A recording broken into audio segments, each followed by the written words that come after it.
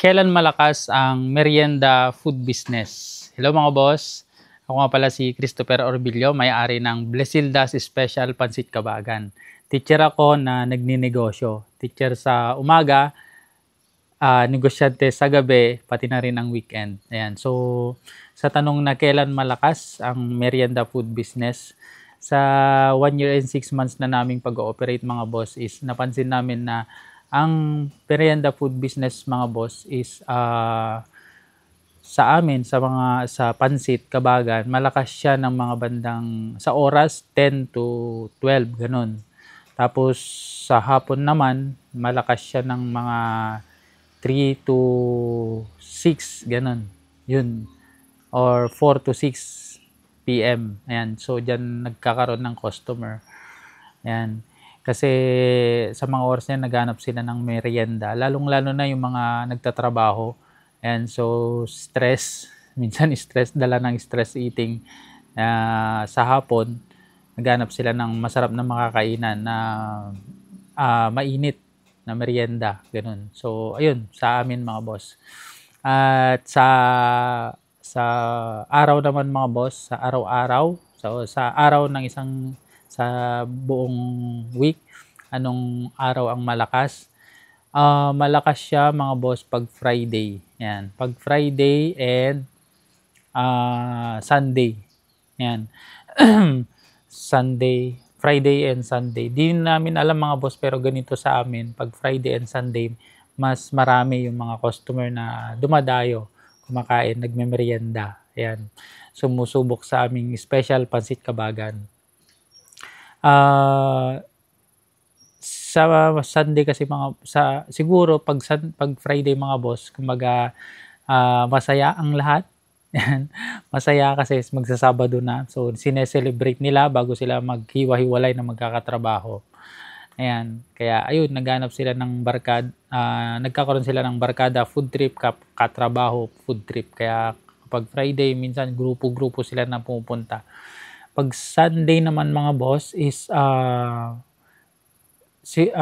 malakas kasi ayun, family day, ayan. So family day, after ng church activity, may mga pumupunta dito, ayan. At yung iba naman nagte-take out or pini-pick up dito para sa bahay na lang nila kainin, kasi ayun, instead na magluto, nag-order na lang sila or ready to eat food na lang yung kinakain nila or pinagsasaluhan. Yan, kaya ayun, sa tanong na kailan malakas, para sa amin mga boss, ganun yung yung napansin namin na araw at oras na malakas siya. Ayan. Okay, so ayun, sa mga may food business diyan na naboboring or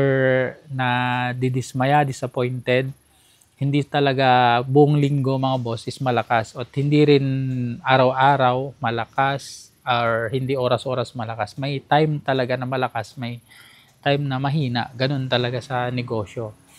Ayan. Pati rin sa pagsahuran. Ayan, sa pagsahuran mga boss, may mga din, marami din.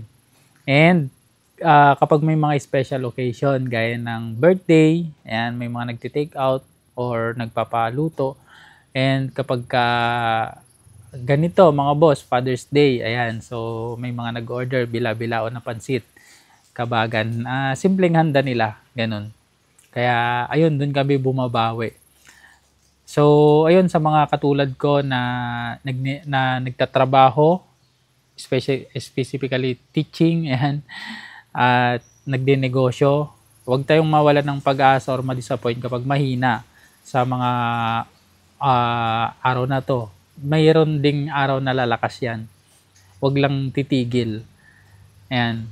Tuloy-tuloy lang kasi nasimulan mo na, nandiyan ka na. So kung may negosyo ka na, tuloy-tuloy mo na yan.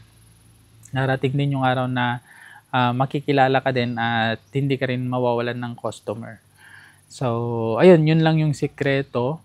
Kapag mahina, huwag tumigil, tuloy-tuloy lang. And appreciate natin kapag meron, yan. And magdasal tayo na padalan tayo ng customer kapag medyo matumal. Ayan. Then ayusin natin yung serbisyo natin. Kahit isa lang yan na customer, pag pinagserbisyohan natin ng maayos, dadami yan. So ayun, yun yung pinaka sikreto talaga. So ayun mga boss, maraming salamat sa pagsubaybay sa channel na to. By the way, sa mga hindi pa nakakilala sa akin at ngayon lang ako nakita, ako si Christopher Orbillo, isang guro na mayroong negosyo na food business. Ang pangarap ko dito ay maging franchisable business balang araw, at tanging mga kapwa ko guro yung makakapag-franchise nito. Kasi naniniwala ko na kailangan na mayroong isang solid na negosyo ang isang teacher para hindi lang sa sahod umaasa. Ayan. Para mas makapagturo ng maayos para sa bata, para sa bayan. So, yun lang. Maraming salamat. Bye-bye.